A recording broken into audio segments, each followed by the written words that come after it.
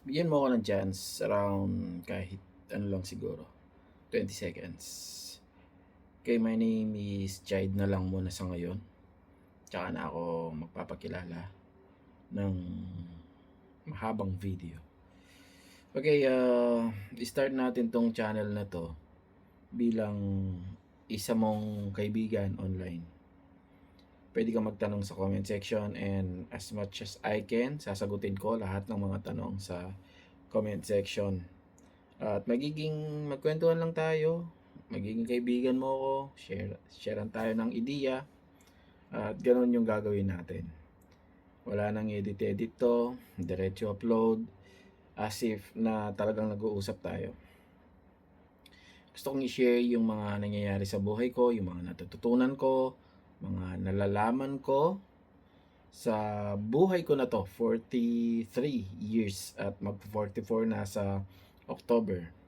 Pag-usapan natin yon, mga naging experience ko, paano ako nagmula sa lupa. Yung talagang parang maglulupa na tipong 10 pesos wala ka, 20 pesos wala ka. Ganon, no?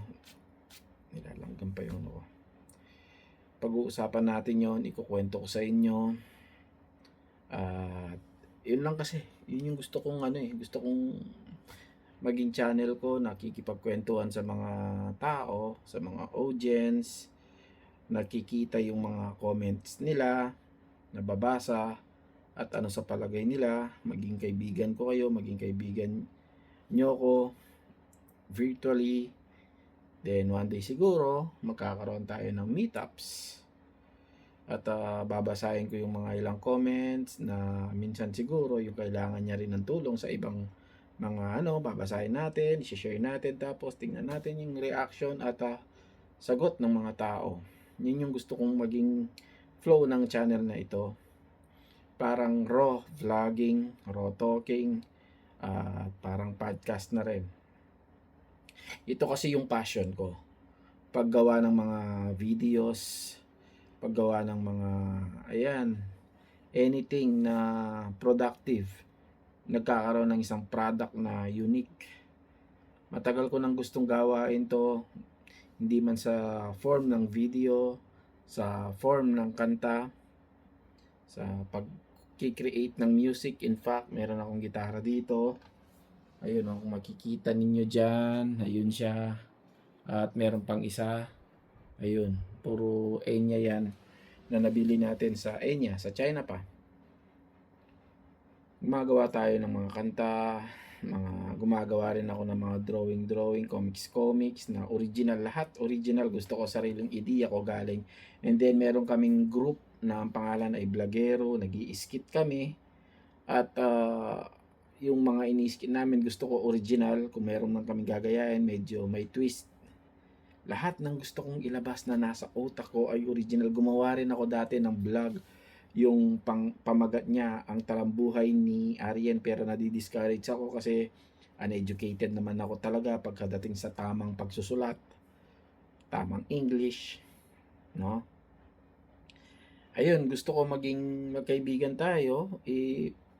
Nakikita mo na interesting yung channel na to at makakatulong sa'yo. Let's do it. Mag-uusap tayo hanggang lahat ng pwede natin pag-usapan. Maubusan man ako ng topic, nandyan yung mga audience, nandyan yung mga pagka meron silang gustong pag-usapan. No? Yan, sana yung gusto kong mangyari dito na raw. Lahat raw. Record, tapos upload. At gusto kong magkaroon ng maraming kaibigan sa pamamagitan ng pag-YouTube, sa pag-Facebook, pag-TikTok. Marami naman akong alam at natutunan sa paggawa ng mga videos at paggawa ng mga content. Yun lang, sobrang gulo ng utak ko. Walang pumapasok minsan na kung ano ba yung priority ko. Ano ba talaga yung gusto kong gawin? Gusto ko lang bang kumita ng pera sa pag-YouTube, or passion ko talaga? Kasi napansin ko may mga ginagawa naman ako na di naman ako kumikita. Wala naman akong views. Pero nag-e-enjoy ako pagka-upload ko, ang saya sa pakiramdam. Para bang gusto mo lang na may ano, gusto mo lang na may ma-produce na original regardless kung ano yung magiging resulta. May something sa akin eh. May something din bakit ang hilig ko sa ballpen at saka sa notebook. Dahil ba gusto kong magsulat, gusto kong mag-video, gumagawa rin ako ng tula, mga tol. Madami akong mga gustong ilabas sa utak ko pero parang napipigilan ako kasi gusto ko pagka nilabas ko perfect eh, which is mali. Kailangan mo lang talagang mag-start. Kagaya nito, ang dami ko ng channel, sa totoo lang. Pero ito, i-restart ko ulit. Magki-create ulit ako ng mga ganitong klaseng content. Ganito lang, usapan lang. Meron na akong ginawa Kapampangan, yung Kapampangan Podcast. While I'm driving, nagsishare ako ng kwento, nagsishare ako ng experience. So, lawakan na natin yung audience natin. Ang daming mga Pilipino ang gustong makipag-usap pero walang makausap. Siguro, ako na yun. No? Usap tayo. Kasi may mga ideya ako na hindi ko lang pwedeng ibuhos kahit kanino eh. No? Sa mga taong interested na lang siguro, like kaya kagaya nito. Minsan nagsasalita ako sa mga taong akala ko interested sa mga usapin na sinasabi ko, mga topic. Yun pala ay hinihintay lang nila akong matapos magsalita tapos next topic na. Hindi sila ganoon ka-interested. Kaya itong magiging ano na to, itong magiging channel na to, manood ang gustong manood, maging interesado ang gustong maging interesado, mag-comment, magbigay ng mga gusto nilang pag-usapan. Let's talk about it.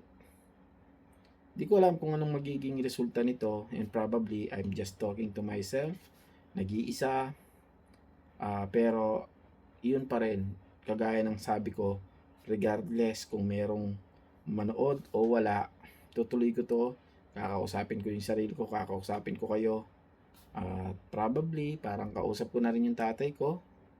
Imaginein ko na lang na yung tatay ko nanonood ng video ko, at minsan siguro magsumbong ako sa inyo pagka mabigat yung pakiramdam ko, no?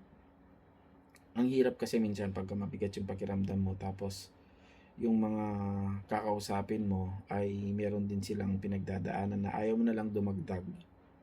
Kagaya kay Mrs. maraming beses na akong gustong magsabi sa kanya na ganito yung nararamdaman ko, may nervous ako, may anxiety, nervous breakdown.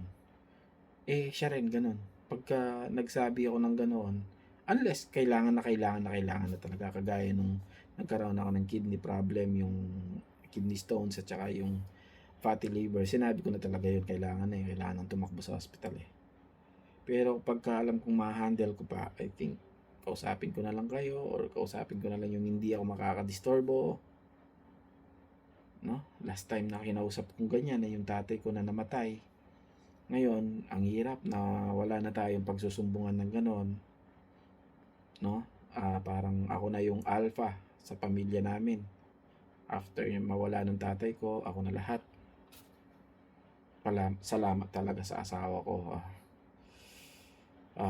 Pagka siya talaga yung nagre-regulate sa akin. So, kayo, magiging kaibigan ko kayo at sana bigyan nyo ako ng chance. At susunod na topic natin, bahala na kung ano yung pwedeng pag-usapan at malalaman din natin yan mga tol. So, I think hanggang dito na lang mga tol. Yes, tol, I'm your brother. Sabihin nyo na lang na brother, tito, or lolo. Let's talk. Mag-usap tayo. Parang podcast na walang cut, on the spot. Ganito setup or maybe magi-improve pa later. Marami naman tayong camera dyan. Marami, no? Or siguro yung iba kung gusto ng tulong, baka makatulong tayo. Di ako mayaman, hindi kami mayaman, but I think kung may maitutulong kami, we will help, no? Kami ng asawa ko. Busilak naman ang kalooban ng asawa ko. Saludo ako dyan. Sobrang bait niya. Sobrang talino, sobrang smart. Saludo ako sa kanya. Kaya isa siya sa mga sumusuporta sa akin sa lahat ng mga ginagawa ko. Thank you. at kayo sa journey na to. Ito na yung simula natin. Thank you at ito yung unang video natin. Ganda, nakapag-start tayo. Yan naman yung mahalaga makapag-start tayo. So, salamat at kita-kits tayo sa sa susunod na video. Kung di ka pa nakasubscribe, probably ikaw yung unang subscriber. At salamat. Sana dumami tayo. Thank you and God bless.